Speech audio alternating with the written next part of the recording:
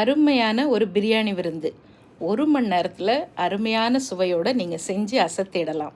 நம்மளுடைய செந்தூர் மசாலாஸ் இருந்தால் சூப்பரான பாஸ்மதி அரிசி மட்டன் பிரியாணி, அதுக்கு அருமையாக ஒரு சிக்கன் குருமா, கூடவே சுட சுட சிக்கன் 65 அது இப்போ தான் பொரிச்சிட்ருக்கேன். ஒரு துளி மசாலா கூட எண்ணெயில் உதிராமல் டேஸ்டான சிக்கன் 65 நீங்கள் வீட்டிலே செஞ்சு அசத்தலாம். அப்புறம் என்ன, இந்த காம்போவில் வேறு என்ன வரும்? அவிச்ச முட்டை, வெங்காய, தயிர் பச்சடி.